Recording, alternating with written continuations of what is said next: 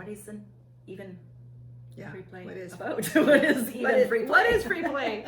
No, it's interesting because we, which we've talked about in previous videos, is that most kids in this culture don't have free play anymore. And free play, if we wanted to sort of define it, is time away from TV, video games, structured activities, structured games, lessons, in which children are drawn to play whatever it is that they're drawn to play that's in them, whether whatever that looks like, whether it's on the street or building forts or with Playmobil or dolls or trucks or towers or Lego or whatever it is, that they themselves have an internal engagement towards something, and that is something that is being lost in this cultural shift, and it's had absolutely dire consequences on children's emotional health.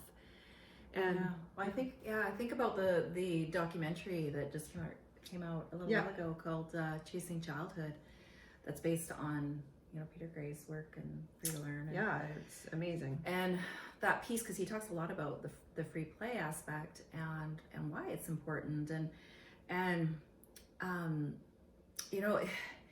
it's something that if we were to really go back and just try to create spaces for this, it's almost like going back in time and being really intentional about it, because we didn't, as we talked about it earlier, we weren't actually even aware of this. We didn't need to be aware of this because it naturally happened. We naturally had those void moments. Well, our culture has become so awry that we have actually lost all connection. I mean, we're not living in an emotionally, it looks normal because it's common. Yeah. But we're not coping with what's, and I mean, you look at why have we lost free play? I mean, if you look at the cultural shifts, this isn't a blame on a certain family or parents or a school. We have culturally shifted drastically.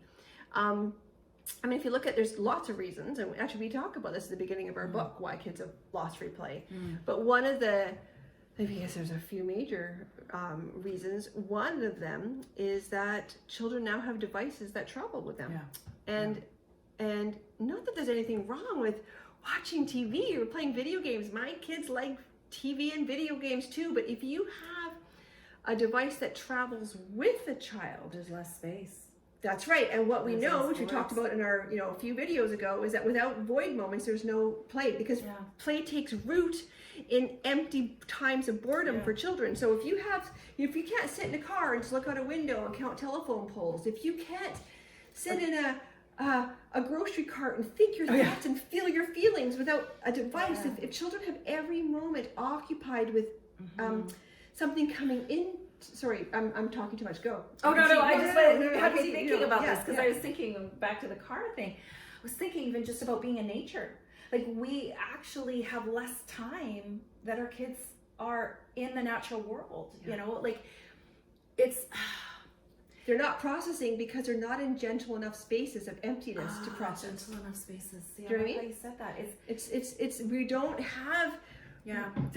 We have children are going from activity to activity. Oh, this was the second thing. So if you marry the fact that many kids now have devices that travel with them, and on top of that, we're living in a highly economically busy culture, and we have competitiveness for children. It wasn't a thing when kids were really small. No. When we were small, it used to be a thing for teens and adults. We now expect success from toddlers, and so children are being put into program after program after program. And again, which we've talked about before, there's nothing wrong with taking soccer or hockey or ballet or whatever the thing is. But if there's no time left, between devices that travel with children and scheduled activities, children have lost void moments. And if you lose void moments, you lose free play. And if you lose free play, you lose emotional health. You lose emotional health because there's no room for movement. There's no room for it to go. Where's it going to go? You're frustrated. You're even more alarmed. You're even more anxious. Because and you can't even discover your incredible gifts that you have because it's in the play mode that you have discovery. Like we talked about before. Yeah, exactly. Yeah. So, I mean, when we look at this, how do we preserve it? How do we preserve it? How do we? I just jumped right in there. No, it's okay. I got excited. No, I like it that you do that. It's awesome. No, it's that how are we going to, as individual families, as classrooms, as school communities, and as communities, neighborhoods, how are we going to preserve play? Yeah. How are we going to create conscious environments which allow space? It takes more than just one family, right? What we need our communities to be on board here. How do we create neighborhoods that are safe for that kind of free play? How do we get more adults involved? That's when I went on the podcast with the people in the Chasing Childhood. Genevieve, one of the principals in that film, that's what she's doing. She's working on how do we create these communities. Right. Yeah. So how do we create these communities in which if we send our children out to play, we're not the only ones sending them out, but there's other people sending their kids out to play too, and we can make this okay and create safety in it, because I know there's so much fear. So how do we create safety so that we're not passing that fear onto our children? And I think it starts by having conversations like this, and it starts by understanding that our awareness of danger has increased, but danger actually hasn't increased. Yeah. So we're seeing it all over the time on the news, and we have this hyper sense of all sorts of things, and there's all these things that are contributing to our children playing less, whether that's in our homes with devices, scheduled activities, and our fear of danger. Makes it hard to breathe. Anyways, that's what they need time to breathe. They need this space. Yeah. But we could talk lots more on that. I kind of got loud on that one. Sorry. Yeah, okay. It's heated.